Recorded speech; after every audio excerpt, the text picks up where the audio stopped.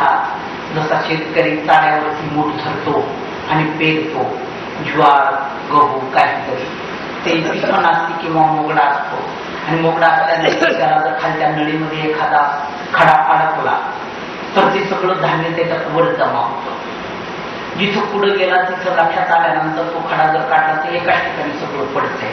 इकडचं तास उगलेलं दिसतं, इकडचं तास उगलेलं दिसतं, मधलं तास रिकामा राहतं. ज्याचा खडा अडकला तो रिकामा राहिला, परंतु ज्या पिकाची 4 महिने 6 महिने जी गॅरंटी पीक येण्याची, तोपर्यंत इकडच्या तासाला पीक आलं, इकडच्या तासाला पीक आलं, तर मधलं तास वाण केलं. त्याला काय म्हणतोय आपण? सृष्टी शून्य. शास्त्रकार म्हणतात सृष्टी वांधाचीच आहे. वांधाची काय म्हणजे रिकामी राहिली, त्याच्यात काहीच आलं नाही. आणि जिथं पडलं, जिथं एकदाच पडलं तिथं काय झालं? बेसाळा म्हणतात त्याला. बारीक बारीक तिथपर्यंत उगलं, पण त्याला कणीच लागलं नाही. ते सुद्धा निर्फलच झालं. जन्माला येऊन वाया गेलं. धान्य त्याच्यामधून आपल्याला भेटलं नाही. एक तर तासच रिकामा गेलं, नाहीतर वांधाशी गेलं, निर्फळ झालं. मग अनुसरली त्यांची गती समजली, ननुसरली त्यांची काय झाली तर सृष्टी शून्य. एक सृष्टी कपाळ का बोध घालवला. ईश्वराच्या सूत्राला, ईश्वराच्या सांगितलेला आहला वचन आचरणात आणलं नाही, भंग केलं. बोध झाला पण तो गेला, आणि गेल्यामुळे नुसकान काय झाली तर सृष्टी शून्य झाली, प्रमाद घातला. अनुसरण्याचे आगामी कुंठे अनारब्ध सुखी प्रारब्ध भोगो क्षयो. ननुसरल्याचा विषय एका सूत्राचा म्हणला. ननुसरतीचे प्रमादीय, बोलीबीतीचे प्रमादीय झाले. पण जे अनुसरले, ईश्वराचा बोध झाला, ईश्वराचा सूत्राचा आचार करायला सुरुवात केली. मग आता जर आचार करायला सुरुवात केली तर त्यांचं काय होतंय? अनुसरल्याचे आगांतुक कुंठे, एकाएकी जी कर्माची निष्पत्ती स्थिती पुरुषी. अनारब्ध सुखे, जे झालेलं होतं ते चुकलं. आणि प्रारब्ध भोगो क्षयो, प्रारब्ध मात्र भोगावं लागतो. प्रारब्ध भोगल्याशिवाय नासत नाही. आगांतुक अनारब्ध जे काही असतात त्याला मानसिक वाचिक म्हणतात. मानसिक वाचिक. पण मानसिक वाचिकेच्या पुढे शारीरिक जे आहे ते प्रारब्ध आहे. आणि प्रारब्ध मात्र भोगावं लागतं. प्रारब्ध भोगल्याशिवाय नाचणार नाही.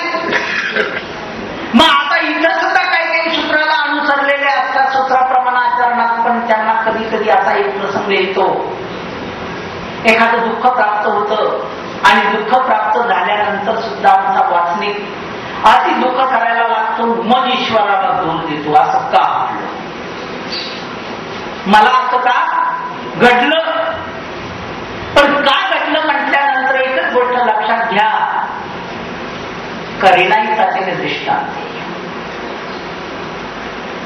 कर्जदाराच्या दृष्टांत.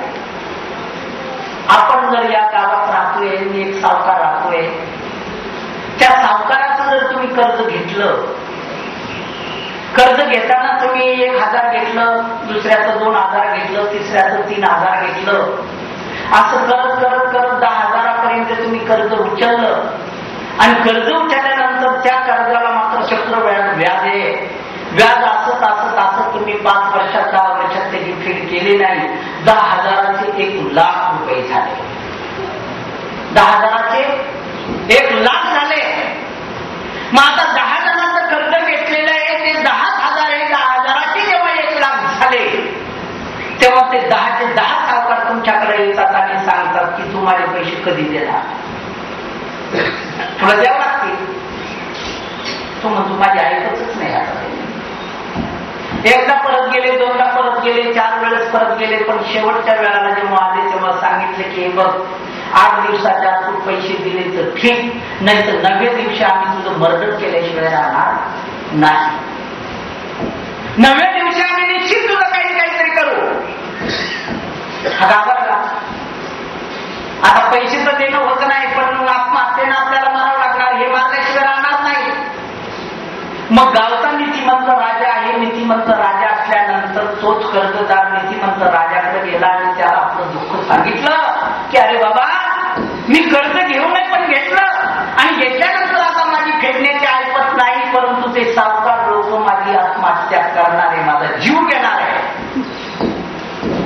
तेव्हा त्या नीतिमंत पाटलाने राजाने सगळे सावकार बोलून घेतले आणि बोलून घेतल्यानंतर सांगितलं याचं काय आहे ते आम्हाला सांगा म्हटल्यानंतर सांगितलं 1000 500 2000 असं तसं सगळे मिळून 10,000 रक्कम आहे आणि मात्र व्याजाचं 1 लाख झालेले आहे. 1 लाख झाल्यानंतर त्यांनी सांगितले की हे बघा तुमचे पैसे जशी त्या तशी परत भेटतील, पण एक गोष्ट लक्षात ठेवा, हा तुम्हाला व्याज देणार नाही, हा तुम्हाला व्याज देणार नाही, मुद्दल मात्र निश्चित देणार, पण ती मुद्दल सुद्धा कशी देणार, हा जे देईल ते घ्यावे, जेवढे देईल तेवढे घ्यावे, जैसे देईल तैसे घ्यावे. हा जर म्हटला माझ्याकडे तुम्हाला 1000 रुपये देण्याकरता नाही, पण त्या 1000 रुपयामध्ये मी 10 दिवस तुमच्याकडे काम करतो आणि तुम्ही 1000 रुपये वजा करून घ्या, अशा पद्धतीनं तो तुमची कर्जफेड करील. पण एक गोष्ट लक्षात ठेवा, तुम्ही याला दम दिला 9व्या दिवशी आम्ही तुझं मर्डर करू म्हणून, हा तुमचं कर्ज देणार आहे, मुद्दल तुम्हाला भेटणार आहे, पण तुम्ही जर एका केसाला जर धक्का लावला तर मी मात्र तुम्हाला गोळ्या झाडून मारल्याशिवाय राहणार नाही. संरक्षण मिळालं. कशामुळं? नीतिमंत पाटलाला शरण गेल्यावर. पण चुकलं काय? चुकलं व्याज चुकलं, मुद्दल चुकलं का? नाही ना.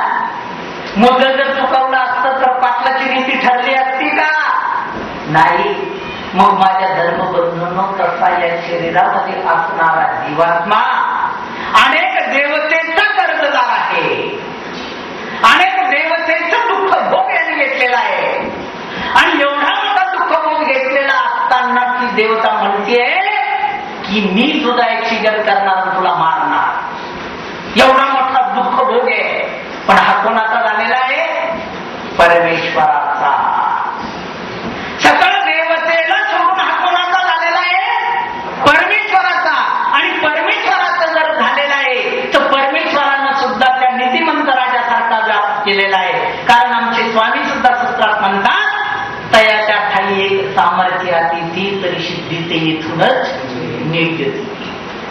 त्यांनी कोणाचं दुःख भोगलेलं आहे, जोडलेला जर आहे तर ते भोगावं लागणार आहे. पण तुम्ही जेव्हा ईश्वरी झाला तर तुमचा काट्याचा भाल्याचा घाय जो होता तो कशावरती गेला? काट्यावरती गेला. कशामुळे गेला? तुम्ही ईश्वराला शरण निघाले. म्हणजे ईश्वरावरती दोष देऊ नका. प्रारब्ध भोगो क्षयो. सन्निधानी घडिले देवकडे ते सन्निधानीच भोगता, पण कैसे अन्यथत्व नव्हते. हा सन्निधानाचा भोग वेगळा, पण आपले जे प्रारब्ध भोग आहे, अनुसरलेला जरी असला तर अनुसरल्याची कर्म सवा भोग नाही, दैव सवा भोग. प्रारब्ध भोगक्षय आहे, पण ते प्रारब्ध सुद्धा कसं आहे तर अनुसरल्याची कर्म सवा भोग नाही, दैव सैवा भोग. कर्म नाही, दैवाचा जो आहे दैव सवा भोग आहे. आणि तो दैव सैवा भोग जरी असला त्या अनुसरल्याला तर त्याच्यामध्ये सुद्धा किती माप झालेलं आहे, फार माप आहे. अनुसरल्याची देवत्व त्रिंचत्व होणे नाही. लक्षात घ्या किती फायदा आहे अनुसरणाचा. देवत्व देवता फळे, त्रिंचत्व नरक फळे, मनुष्य देहाच्या खाली जडत्व जे आहे ते. अरे अनुसरलं तर एवढं मोठं जर चुकतंय, अर्धच इथंच माफ करून टाकलं. दैव सभा भोग नाही, कर्म सभा भोग, इथं अर्ध माफ केलं. असं करीत करीत त्याचे त्याचे 90,000 माफ झाले ना. 10,000 फक्त मुद्दलच द्यायचं काम आहे. तुमचं तर जे मुद्दल आहे, मुद्दल मध्ये सुद्धा कट होत चाललंय. दैव सभा भोग नाही, कर्म सभा भोग, देवत्व त्र्यंचत्व. आणि देवता फळाला जायचं काम नाही, त्र्यंच फळ नरक फळाला जायचं काम नाही. एवढी मोठी ताकद त्या अनुसरणात आहे. मग ते अनुसरण जर आम्हाला घडलं तर उद्धरण्याच्या मार्गाला लागलो, आणि ते जर अनुसरण घडलंच नाही उद्धरण्याच्या मार्गाला कसं लागलं माझ्या बाबांनो. बऱ्याचशा व्यक्तीला जर म्हटलं बाबा तुम्ही आता 60 वर्षाचे झाले, साठी नाटी झाली, हातामध्ये काठी आली, आता फाक करीत इथं पडू नका, देवाघरचं तिकीट काढा, जा देवाच्या रस्त्याला लागा. ते म्हणतात नाही बाबा आत्ताच नाही. काय झालं म्हणे? आणखी